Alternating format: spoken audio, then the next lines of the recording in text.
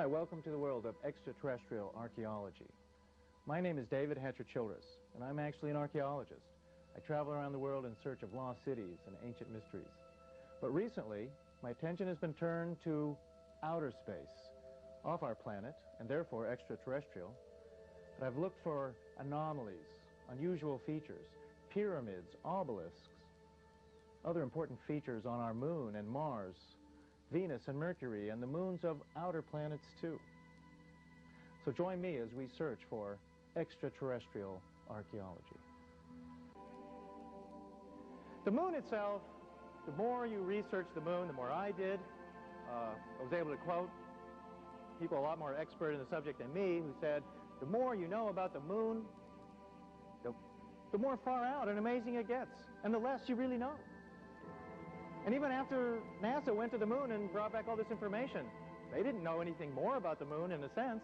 The moon just became more and more puzzling. One of the things we always know about the moon is that the moon, as it goes around the Earth, always keeps one face toward us. And we can never see the dark side of the moon. Now this is a little bit unusual. I mean, it's obviously in a very special orbit around our planet for it to do that.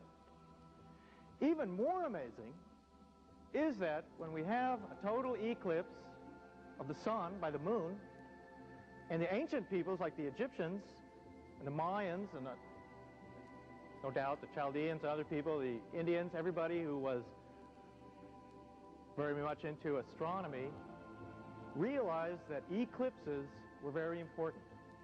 And many of the ancient observatories were set up specifically to observe eclipses. When the moon eclipses the sun, it does so perfectly. And what I mean by perfectly is that the moon is in such a position around our planet that when the disk of the moon transits the disk of the sun is perfectly covered by the moon. Not more and not less. Now this is pretty unusual.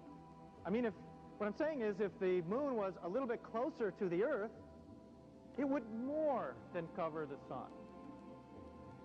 If the moon was a little bit farther away from the Earth, it would less than cover the sun. But our moon is in such a position that when it transits the disk of the sun on those rare eclipse occasions, and you have to be at certain places on the Earth to actually see this, the moon perfectly covers the sun, not more and not less. You see the sun's corona. It's a beautiful sight.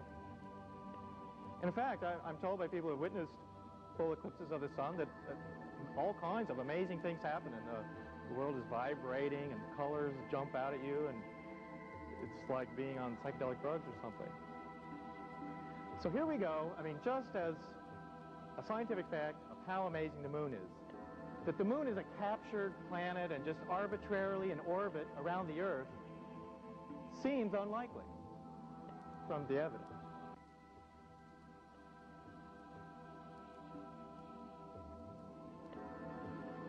This is just a photo map of the moon with some of the craters. It's one of the first illustrations in the book.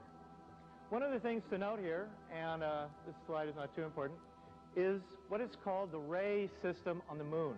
And that is the rays around the craters, and white streaks go out from the rays.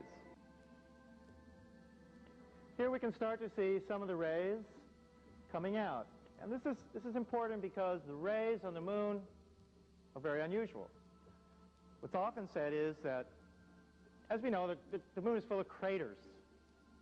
And craters are often said to be, although most astronomers will admit they do not know how the craters on the moon are formed, they're often said to be impact craters from asteroids. It's a typical explanation. And with an impact crater, you have then what's called ejecta from the crater. And they believe that's what forms these rays. It's a diagram of some of the rays from the crater Tycho.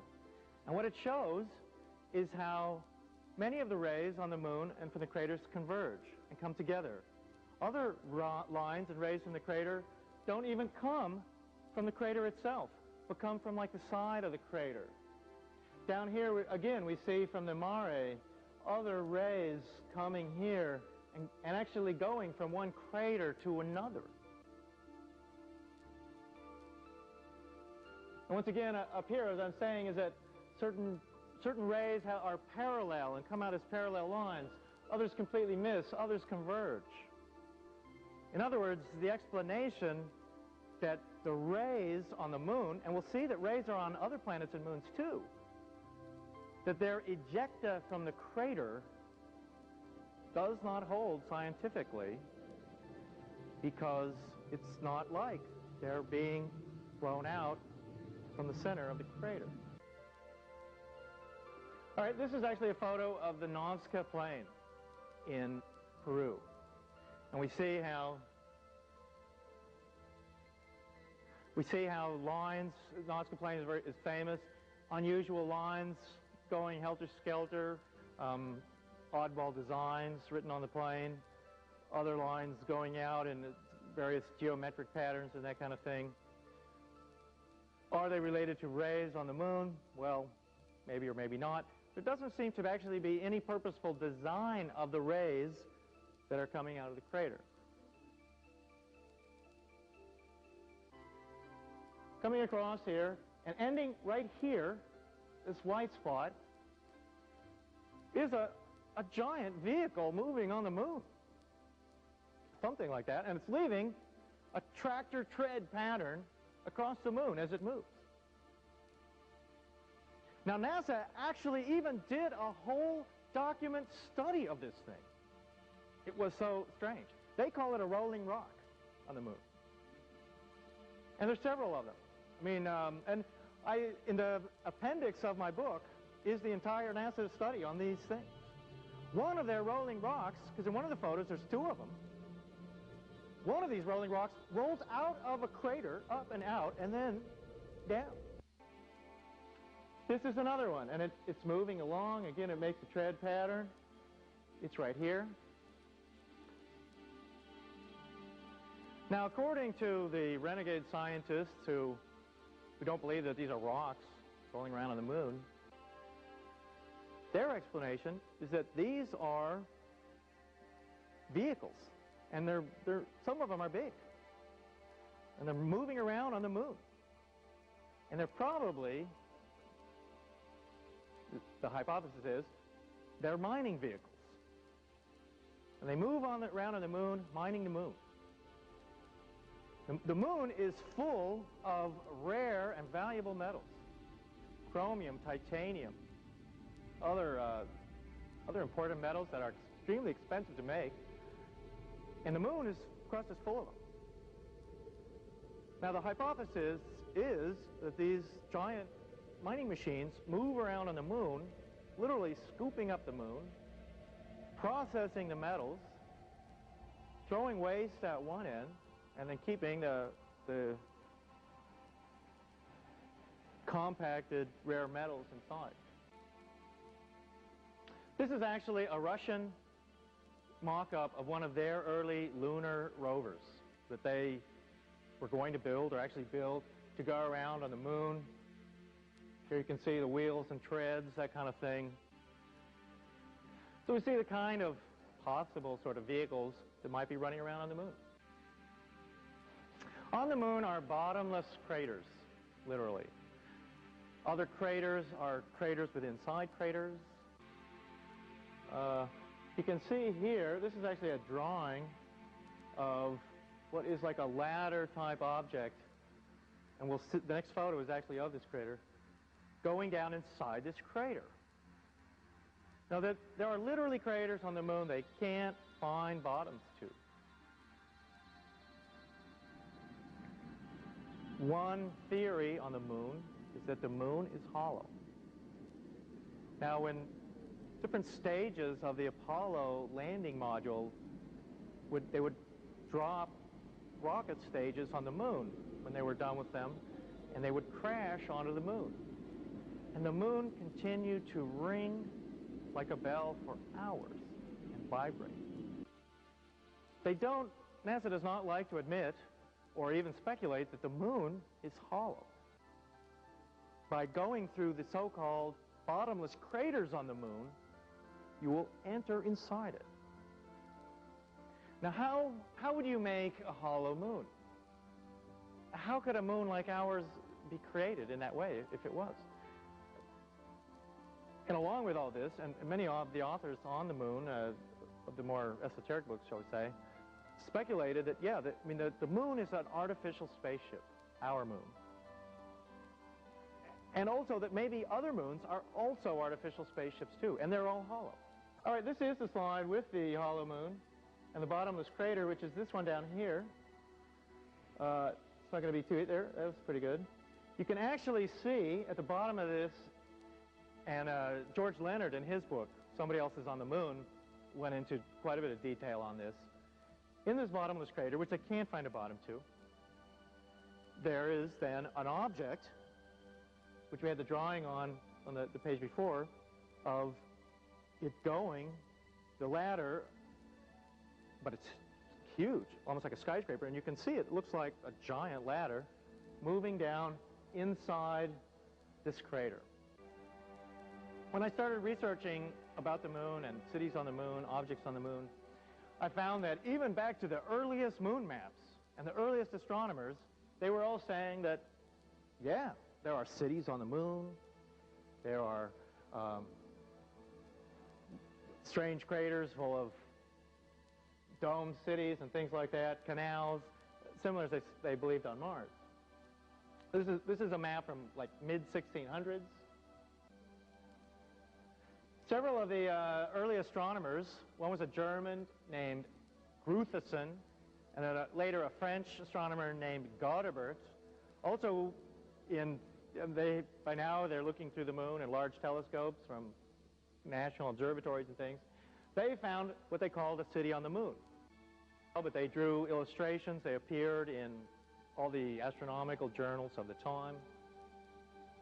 Later now they find that the crater, that these structures that they had drawn is even gone. And this became part of the whole story on the moon, is that craters suddenly appear, other craters disappear. One of the hypotheses to all this is that the moon is being mined. And the actual origin of many of the craters is not impact craters of asteroids, but they are literally open pit mines done as craters. This was called Modeler's Square, another city on the moon drawn by early astronomers. And it was a city that was like squared. This was something that even today, as you get into the Monuments of Mars kind of books and things, they're looking for oddball angles in on Mars, on the moon. Early astronomers would say, well, here's a city laid out, walls of a city, that kind of thing. So it's looking at these for unusual formations and usually geometrical patterns that makes astronomers and other people say, this is not a natural structure, this is something artificial. This is actually the crater Lynn. This probably isn't going to come up all that well. And this is one of the craters too that had lines going through it and roads and things like that. Finally, eventually, the crater itself disappeared and was just simply not visible anymore. The crater Darwin, which is what these are of. This is a comparison of various illustrations for the crater Darwin. Astronomers constantly looked at this one. It was an easy crater to see, and what they kept mapping was all kinds of different roads and maps and lines crossing the crater. These seem to change constantly. Okay, now on the moon are many what they call riles and rivulets, coming and going from craters. Here we can see a good one here, moving along, this kind of thing. Now, NASA geologists have looked at this and have wondered, okay, what are these things? Are there rivers on the moon? This is what they look like. Their only explanation for these things is that they could be lava flows from the early formation of the moon, or possibly cracks in the moon themselves. Now, a jet propulsion engineer who was of German nationality and moved to Los Angeles, he wrote a book that Adventures Unlimited sells called We Discovered Alien Bases on the Moon. And he actually proposed in his book and provided evidence, and we'll see some more slides coming up, that there's water on the moon, there are rivers on the moon, there's irrigation on the moon, and there's even terraced farming on the moon.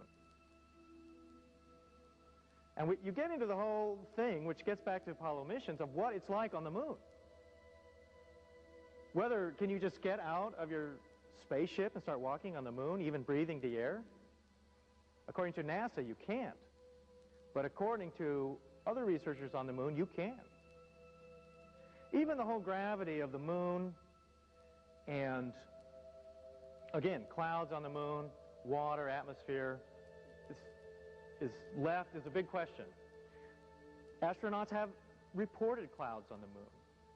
Astronomers have reported clouds on the moon and clouds drifting across craters. Absolutely, the moon is some kind of desert environment that's not at certainly not some lake district or something like that. But there is evidence that certain craters are flooded with water at certain times for irrigation, that there are canals between craters. This is a huge feature called the straight wall, and it starts here, moves right up, and it's perfectly straight, and it's like a giant, huge gap. And it's the way a lot of structures are seen on the moon and Mars and other planets is simply by the shadows that they cast. So this is actually a drawing done of the straight wall, and no one really has a good explanation for what this thing is. It could be a giant, like, hangar wall that, again, goes inside the moon. It's hard to say. No one's ever been able to see the face of this thing. Maybe there isn't one. Other ideas are that when the moon was formed, even as an artificial structure, it was ripped. This is like a big rip in the moon, perfectly straight. Others have also theorized that devastating wars have been fought on the moon, and that, again, the straight wall is part of that. No one really has a good explanation for that. One of the craters which astronomers had for a long time looked at and thought was extremely unusual was the crater Gassendi, which is this one here. Gassendi is on this side of the moon that faces us. And for the last 100 years, this crater in particular has been the focus of what is called transient lunar light phenomenon. And at times, this entire crater has been lit up by rays of light, what appear to be giant searchlights.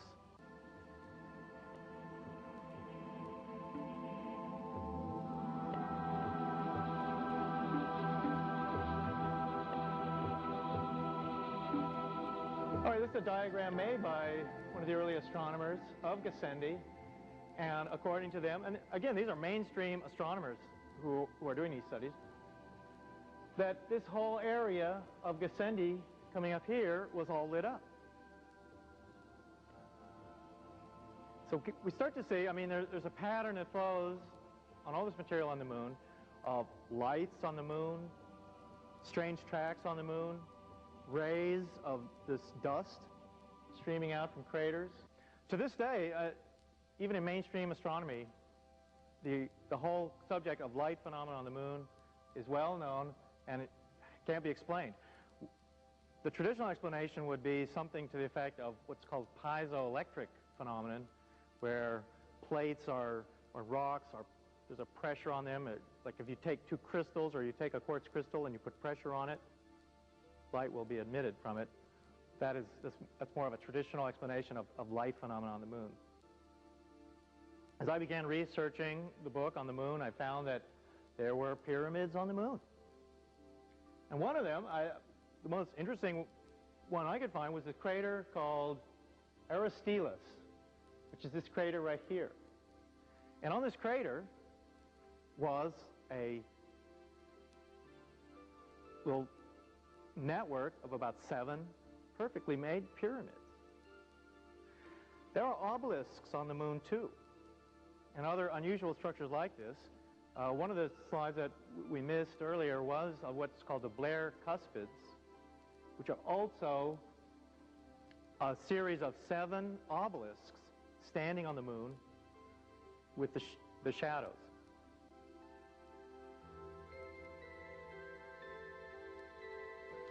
This is a photo which, from the Apollo 8, that Fred Steckling, the German who wrote the book Alien Bases on the Moon, what he noticed was that this is the backside of the moon. This is a color photo.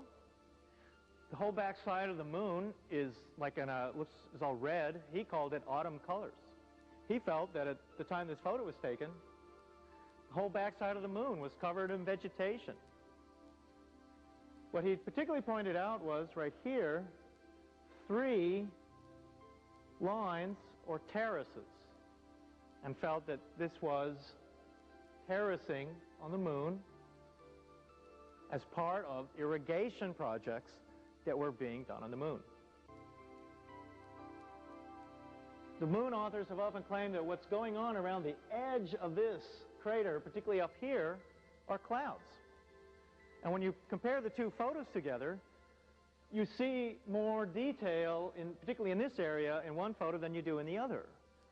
And it's because, they claim, just clouds are hanging along this edge of this crater rim.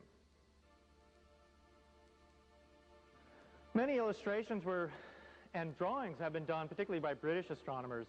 In fact, they have a whole club there at Yale and Oxford of these guys who are very good artists and sketch unusual things on the moon. Yale has published a whole volume in these books and illustrations. This is an interesting one here because you can clearly see a pyramid. Right here this is in the book too, of course, is a pyramid, and it's casting a pyramid shadow. It's often been claimed that there are these domed cities on the moon. And some of the early UFO people like George Adamski and a guy named Howard Menger, a few others, claimed they went to the moon and brought back photos of the moon and saying that, well, yeah, I've been to the moon and this is what it's like there, and there are these domed cities on the moon. NASA itself has released a number of photographs that, and again, these domed cities, these so-called domes on the moon, which curiously also appear and disappear. If you read the book, even mainstream astronomers get into this mystery. There's a crater called Plato, too, that would have domes in it sometimes. Other times they wouldn't be able to see these domes. I suppose other explanations for this would be somehow why these rounded, eroded hills. There shouldn't be any real erosion on the moon. Allegedly, there's no wind, there's no water. This was a diagram of how I was talking about how the mountains can be created. These are the mountains within a crater, and the pyramid peaks. Just one idea of how they would be created in a natural formation sense. Here we see some other unusual craters, again apparently showing what might be mining activity of a crater within a crater, a bullseye crater.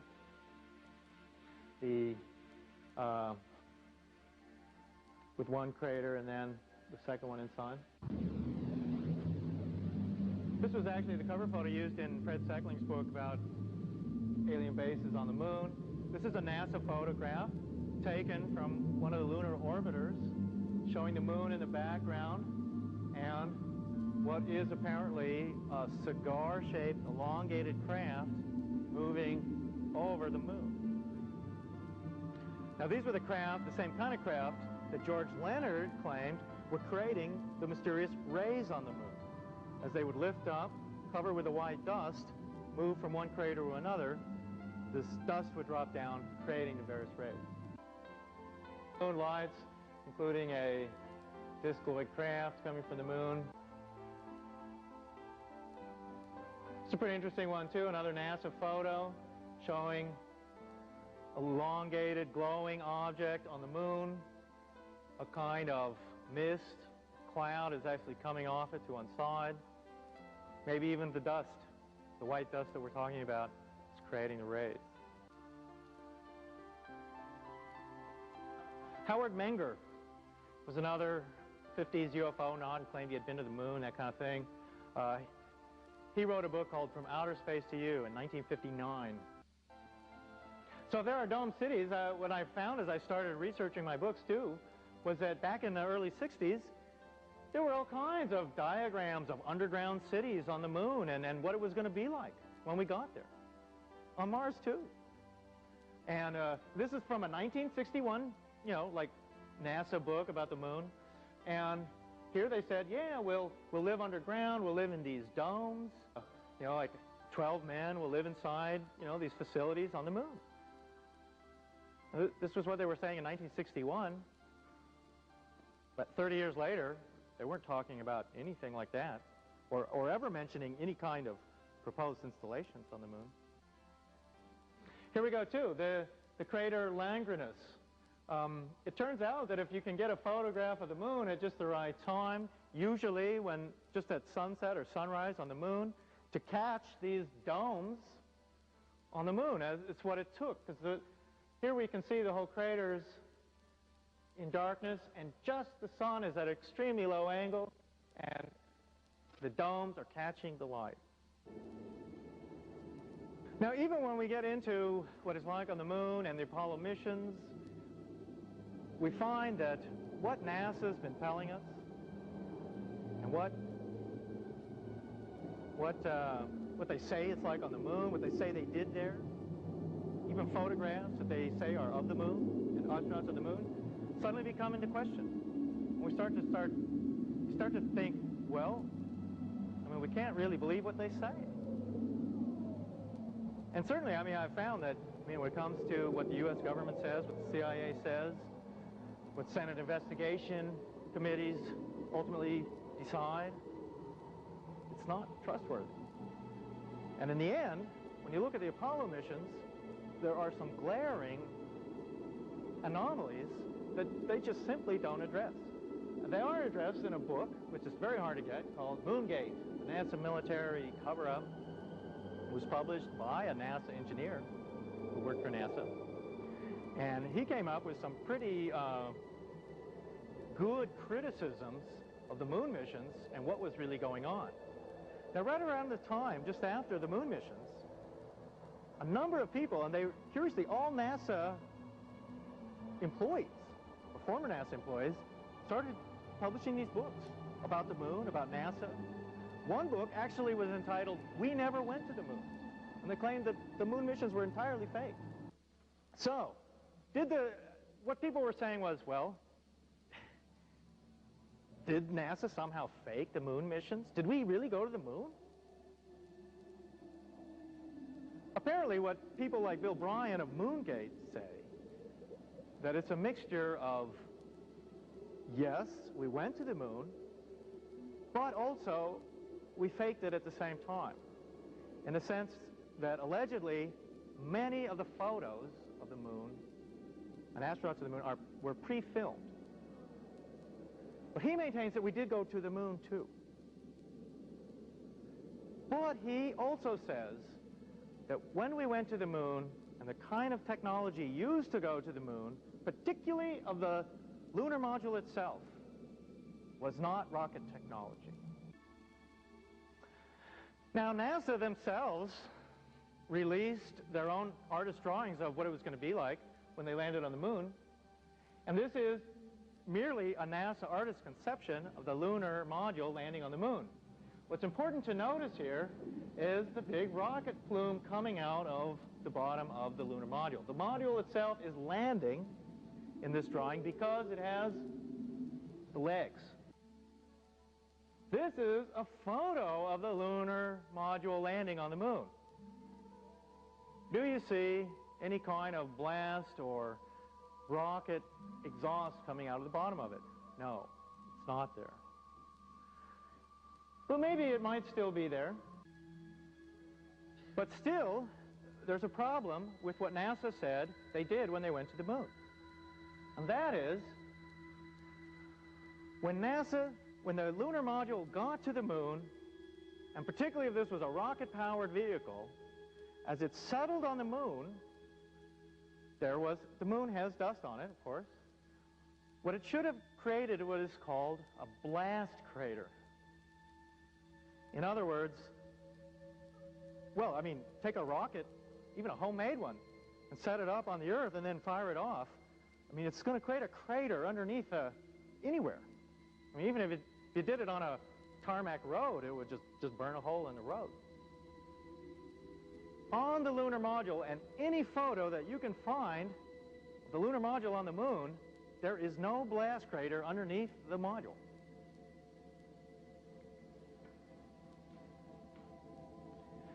One of the interesting things, too, and anomalies about the moon, is that the moon is supposedly 4.4 billion years old.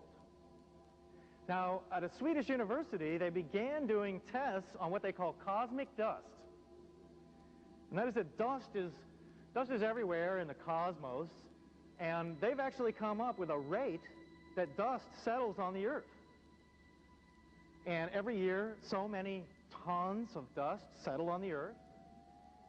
And that dust, because we have an atmosphere here, it's washed down into the rivers and into the ocean, and that's where the cosmic dust is, from the Earth. But on the moon, there isn't supposedly wind. There isn't supposed to be water or an atmosphere. Therefore, allegedly, 4.4 billion years of cosmic dust has been gathering on the moon. And according to studies, there should be dust, cosmic dust should be 80 feet deep on the moon, if the moon is 4.4 billion years old. And in fact, the early NASA engineers and people worried about this. They didn't know what it was like on the moon. And they wondered if astronauts would just settle into 80 feet of dust. And the craft just swallowed up.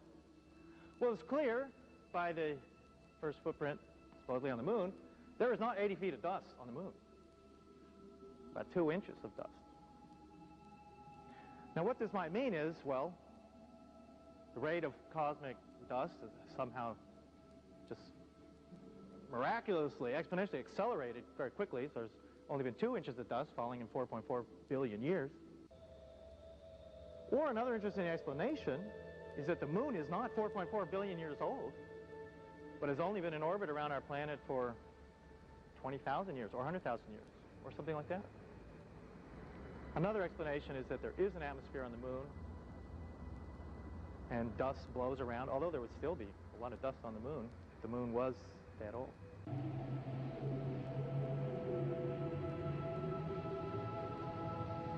Okay, they're setting up the flag on the moon.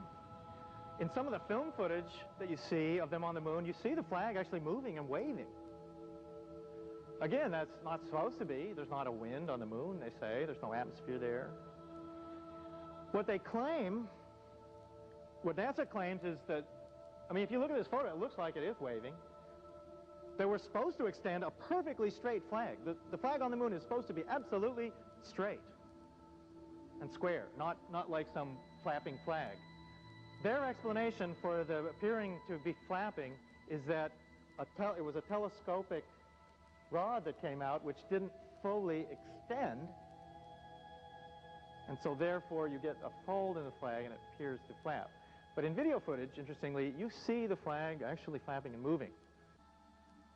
Researchers have used this to insinuate that, yeah, there's wind on the moon. There's an atmosphere there. Here we go. Moon rover running around on the moon. You can see dust coming back.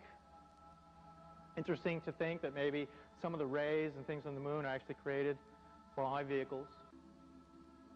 There's an area of the moon, too, where they call these tunnels, and that was these 2 craters called the Messier 1 and 2. And the 2 craters were together. Again, they couldn't find bottoms to either of the craters. They look so similar to each other. Many craters on the moon are extremely sharp craters. Rather than just being a shallow bowl, they're like very deep. And a number of British astronomers proposed that there had to be a tunnel on the moon. And this tunnel went from one crater to another crater. And now, since the mainstream astronomers were saying, well, there are tunnels on the moon, now they had to explain, well, how would a tunnel on the moon be naturally formed? And what they came up with was a meteor strike coming in at a low angle, suddenly striking a mountain on the moon, and literally kind of being deflected by some hard thing in the crust, and coming out the other end and creating a tunnel on the moon. If you think that the moon is maybe uninhabited, or that there are actual mining operations, things like that going on the moon, then you would have another explanation of why there are tunnels on the moon, or even the whole subject, again, of bottomless craters and things like that.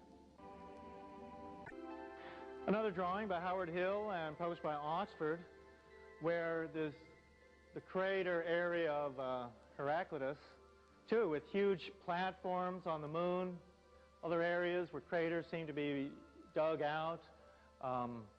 This area here is like a big angular platform. Fred Steckling points that out in his book, and there's quite a few photos in my book on extraterrestrial archaeology, where what appear to be huge kind of mesas or platforms built out into craters, or from the outer edge of a crater going back. These would be apparently just large landing areas that are flat and level for craft to land. It's curious, too, that at Apollo 15, the astronauts went to this rock outcrop, and that was about 8 meters high, and it was very unusual because it was of essentially large blocks of stone fitted together. And if you go to Peru or Bolivia and see the giant ruins, say, in the Andes, and these things are all over the world, that's what this lower photo is of, the Sacsayhuaman fortress above Cuzco, you see what are artificial and gigantic walls, 8 meters high or more, that are very similar to walls they've found on the moon.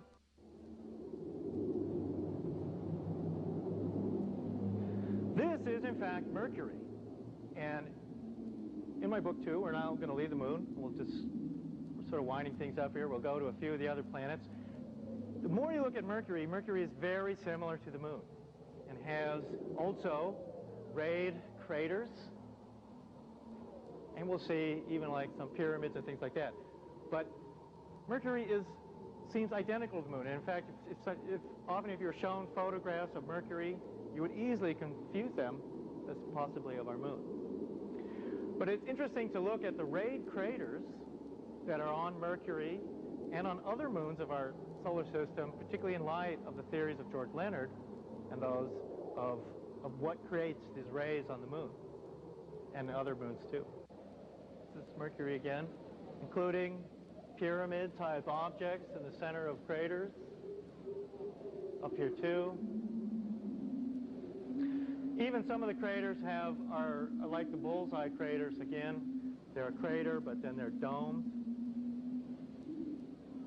Even NASA geologists have remarked on the unusual cratering of Mercury. Here, unusual cracks and things like that. This is an unusual photo also of a crater on Mercury of what appears to be two pyramidical peaks in this crater, both casting perfectly triangular shadows in the crater. Right here. Here are the two pyramids, and here's the shadow, and here's another shadow too. Mercury was early on mapped, and with also, like the moon, different ray patterns here on Mercury with oddball geometric forms and lines moving around Mercury.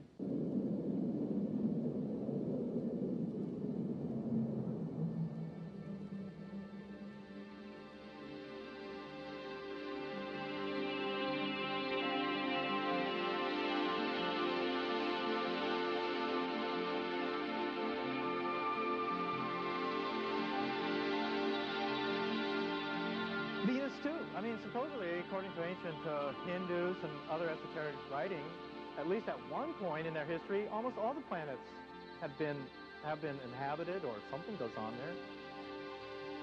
Venus too has been allegedly the site of many different UFO knots. People like George Adamski and others have often claimed that, you know, yeah, these guys were from Venus. Lobsang Rampa, that English so-called Tibetan guy who wrote those third eye books and stuff, he claimed in one of his oddball books that he'd been to Venus, and that there was a civilization there, of course. Anyway, the more NASA told us about Venus, I mean, the story changed constantly, and which I found interesting. Not that I know that much about Venus, but originally they said that, well, you know, Venus is this sea of ammonia and stuff like that, and Carl Sagan had some idea where they were going to seed Venus and try and create a fresher atmosphere. But then after the Russians got to Venus and our own space probes, they found that Venus wasn't an ocean planet, but had land and continents and everything, and structures and pyramids and craters. This is a map of the continents and things on Venus. Even what appear to be continent regions and oceans, who knows? I've decided, you know, in my researches, to be pretty skeptical about what they say. I find that a lot of the material on the moon, at least in the early stages, was valid, and that the information that came out really apparently was what they had discovered. But then later they kind of clammed up because it was all such anomalous material. And what they found out about the moon was just so amazing, they just kind of shut up about it. Another map of Venus, what it's like.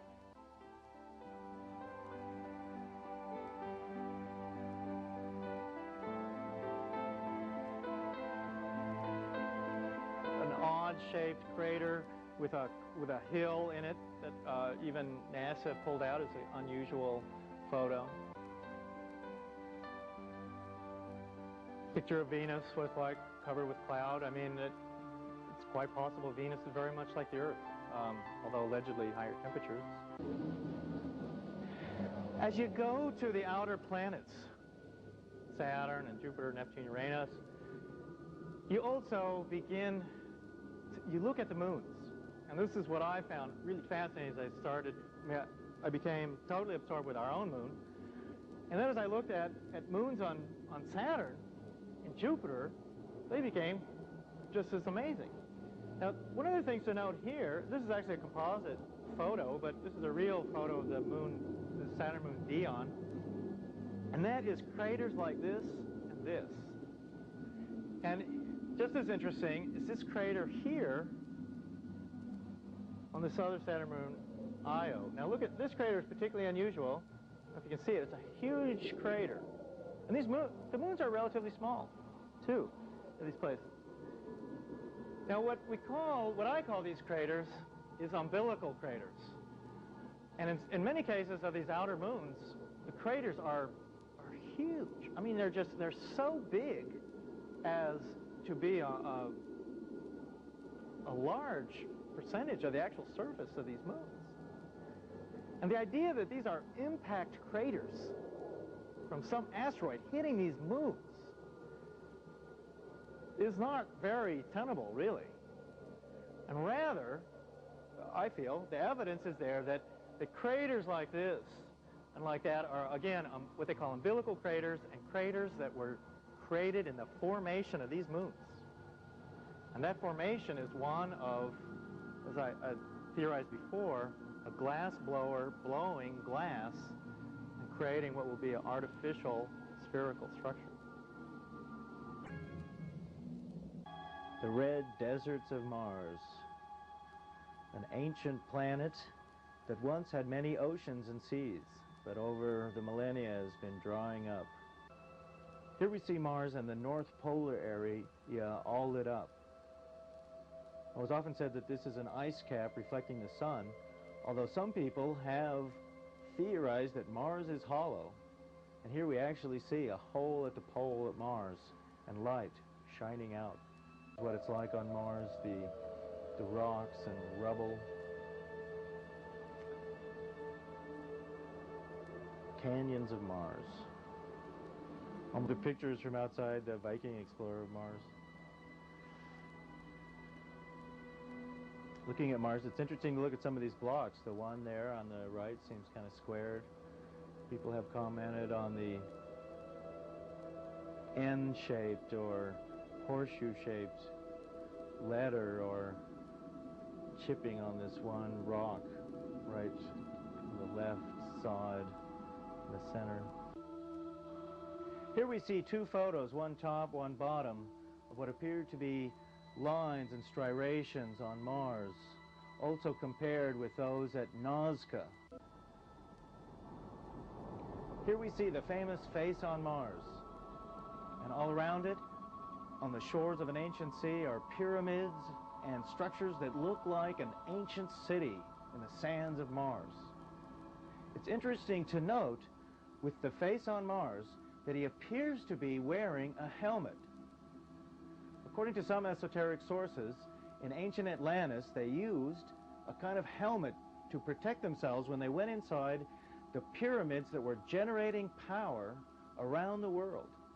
Inside the heavy electromagnetic fields in the generating chambers of these pyramids, the engineers would wear a protective metal helmet and metal clothing. It is said that the ancient Egyptians then later adopted their own pharaoh headdress after the metal helmets worn by the ancient engineers of the pyramid electrical distribution system. And we now see that, is it possible that the face on Mars is also wearing a helmet similar to the ancient Egyptian helmet, and one that may have come from the grid engineers of ancient Atlantis?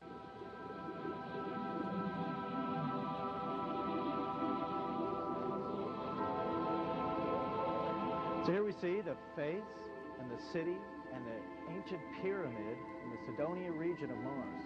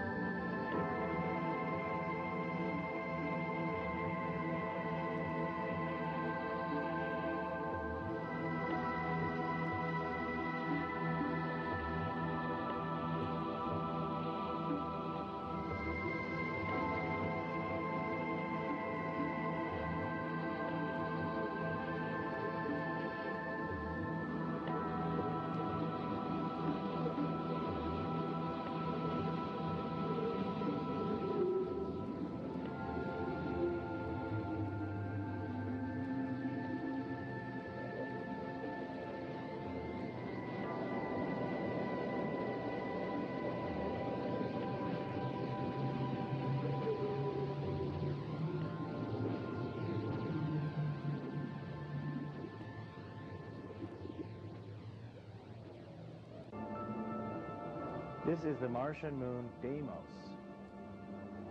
Mars has two moons, very small.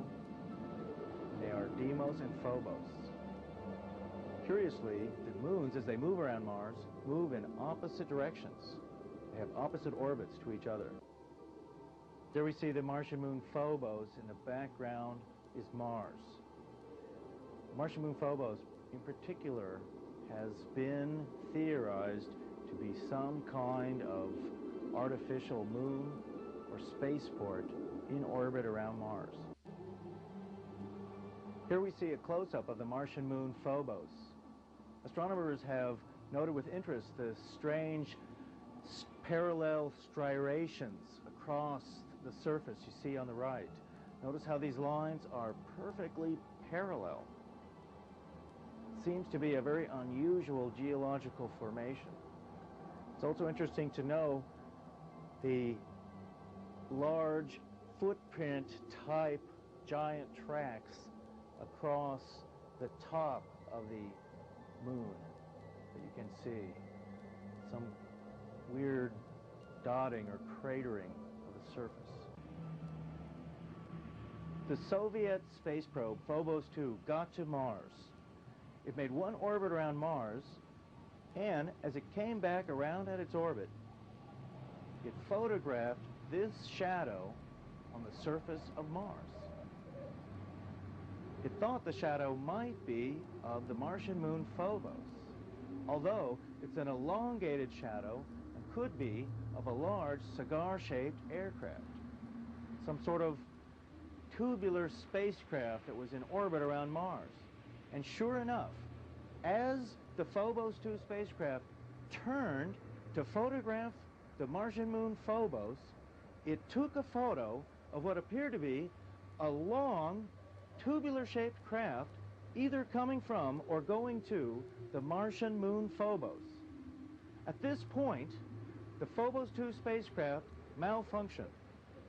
Some Soviet scientists theorized that the Phobos 2 spacecraft was shot out of orbit after the first orbit of Mars and taking the photograph of the tubular spacecraft coming out behind the Martian moon.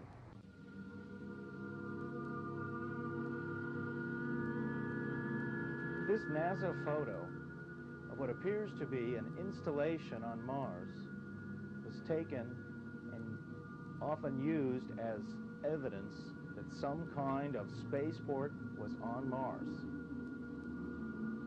Notice the bays in this installation that look a little bit like a modern-day airport.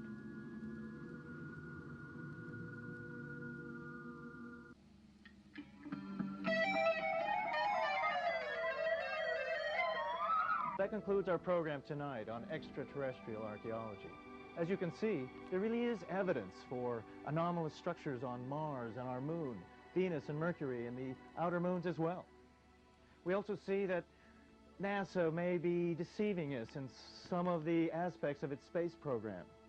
Can we really trust everything they tell us? Hopefully we will learn more on this subject of extraterrestrial archaeology. And thank you for joining me on my search tonight.